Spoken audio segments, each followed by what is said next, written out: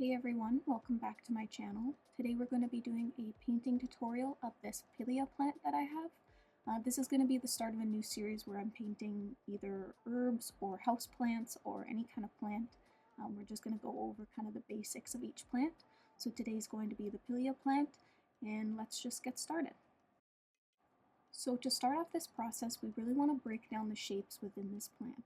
So I've put a photo into Procreate, and I'm just going to draw over each leaf and kind of show you what shapes we're going to get with this plant. Because if we're just drawing circles for each leaf, it's not going to look very realistic. So we want to see what the actual shapes are. So as you can see, I'm going over each leaf and drawing out what I'm seeing, just tracing right over the picture.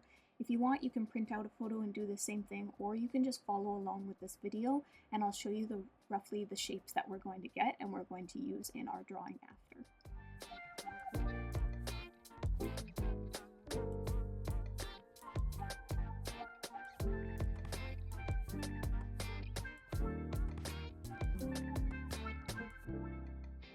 So now you can see in the outline of our leaves that we get a lot of really different shapes here. So we're going to be using these in our drawing in order to get a good three-dimensional look to our plant. So as you can see here, we have our stems as well that have been added, and these kind of all attach to one branch in the middle. So we're just going to work with that mindset when we're drawing, that they're all going towards one branch. So now we're going to start off with our drawing. I'm going to be drawing on watercolor paper. This is just an Artist Loft Level 3 watercolor paper. You can use any kind of watercolor paper you'd like, or if you'd like to do this in markers, you can really kind of follow this tutorial along with any medium you want to use. Here you see I'm starting in the middle with our main branch, and from here we're going to be branching off into our leaves. So we're just kind of starting in the middle, and I'm drawing some lines going out, following our photo roughly for where I want my stems to be.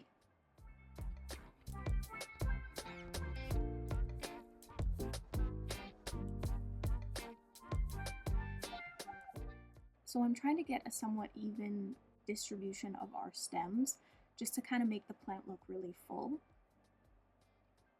Here you can see I'm starting to add the leaves from our photos. So I want a good mix of the circular shape and the more triangular shape that we had in our breakdown of the leaf shapes.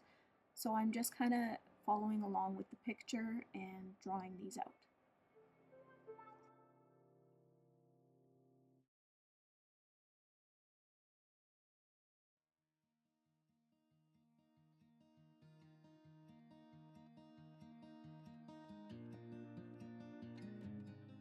So here I'm just finishing up my sketch, and you can see I have a good variety of the more triangular shapes and the more circular shapes in the plant. That's going to give us a really good three-dimensional look. And make sure when you're drawing that you're using a pencil and a really light kind of pressure, just because we will be erasing part of this before we put the watercolor down.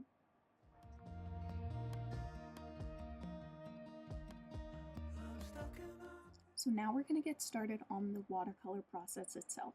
So for my watercolors, I'm using the Paul Rubin watercolor set. This is the pink case set. I'm not sure the exact one. I bought it years ago. You can see that it is very well loved, and I've added a lot of extra colors to it. So any watercolor kit with some greens will work for you. And I'm just going to clear off a little area here so we can get a good swatch of the first color that we're going to use.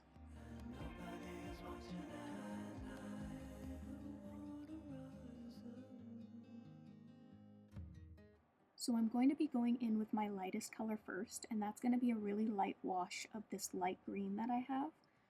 This way we can build up our colors and we don't go too dark too quickly, and then we can't kind of take away from our color. So I'm going to be starting with this light green and mixing it with a little bit of water so we get a good kind of light brush to it.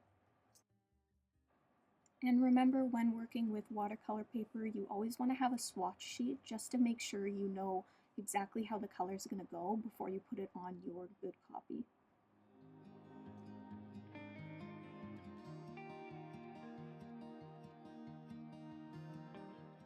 So as I mentioned before, you do want to have a really light pressure when you're drawing on your watercolor paper. This is because we're going to be going over it with a kneading eraser or any eraser that you have, and lightly erasing away the pencil drawing. So we want to still make sure that we can see it, but that it's really light on the paper.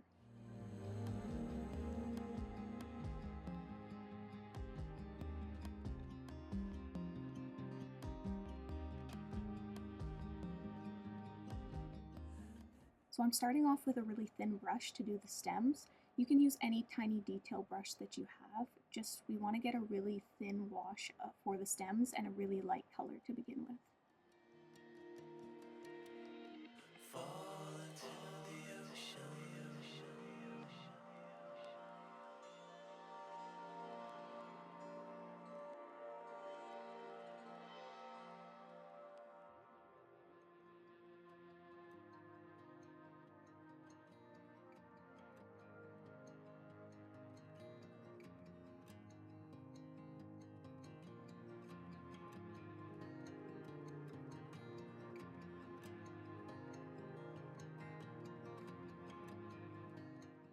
Now I'm going to be doing the leaves, and here I'm using a slightly thicker brush, but we're going in with that same kind of light green with the water and doing just a light wash over each leaf. You want to make sure you're starting off with a really watery consistency to begin with, because we're going to be adding color on after, and we want our initial wash to be very light. Water is rising.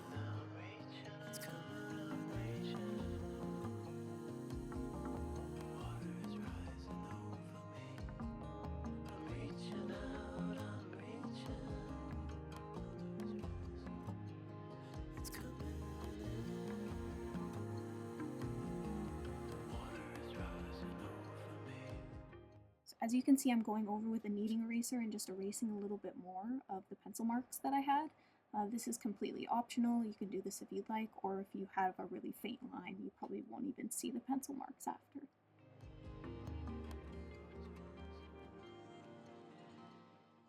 So next I'm going in with a darker green. I'm mixing it into that light green solution that we made before and just adding a slightly darker shade so that way we can start to do the shadows. Here you really want to follow an image that you have of a Pilea plant or the image that we started with and kind of use those shadows as your guide to adding this second color. So for this first leaf, I'm just adding it towards the bottom part and trying to blur that out within the leaf.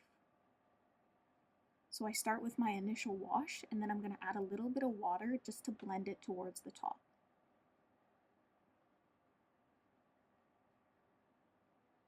If you're going for more of a cartoon kind of look, you don't have to blend this out, but today I'm kind of going for a more realistic one, so I want the colors to be really fused together. And when we look at our image and we look at this second leaf that I'm doing here, we see that it is just completely a darker shade than the other ones, so I'm just putting the wash over the entire leaf, and then we'll add more texture on after. And for this triangular shape one, there is a piece of the leaf that comes up and is a bit brighter. So I want to do behind the leaf and paint it a little bit darker just to show that depth in the leaf.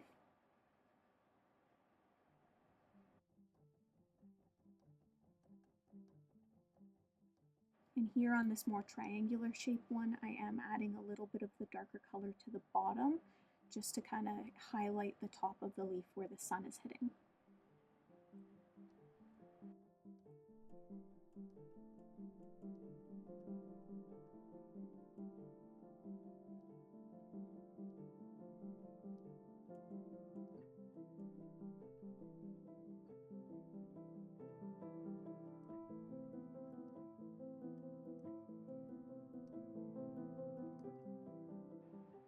And then I'm just going back into the stem and adding more depth to it with the darker color, just to add a slight shadow and make it more full.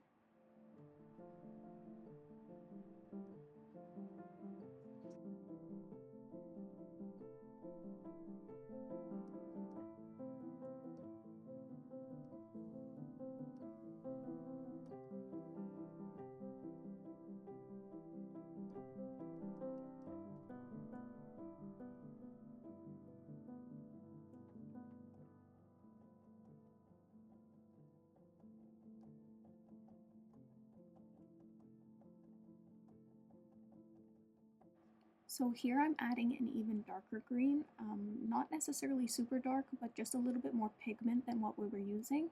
And I'm going in and adding more detail to each leaf. So wherever the darkest part of the leaf is on the photo, I'm just adding more color.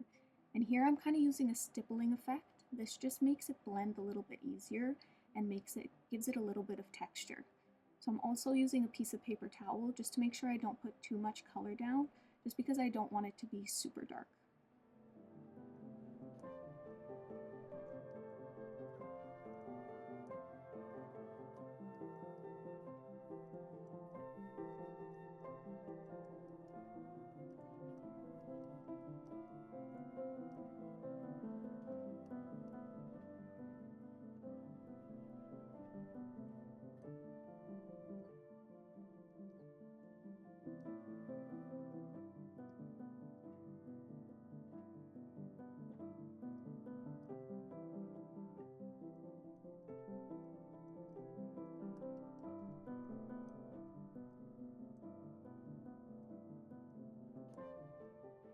Finally, just to add a little bit more depth to the plant, I know this wasn't in the photo, but I want to add a few more leaves just with some random shapes with a really, really light wash, just to show that they're kind of behind and they're less detailed than the other plants in front of us.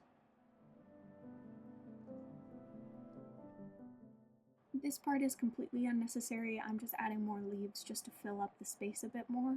You can do this if you'd like, or you can just leave it as it was.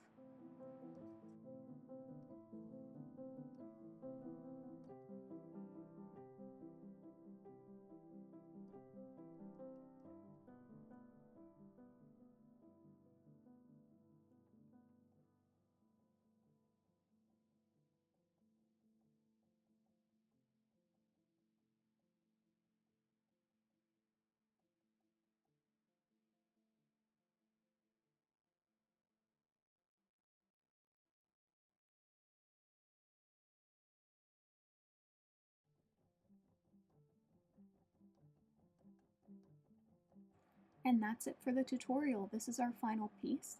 It's just a simple, easy watercolor that anyone can do and anyone can follow.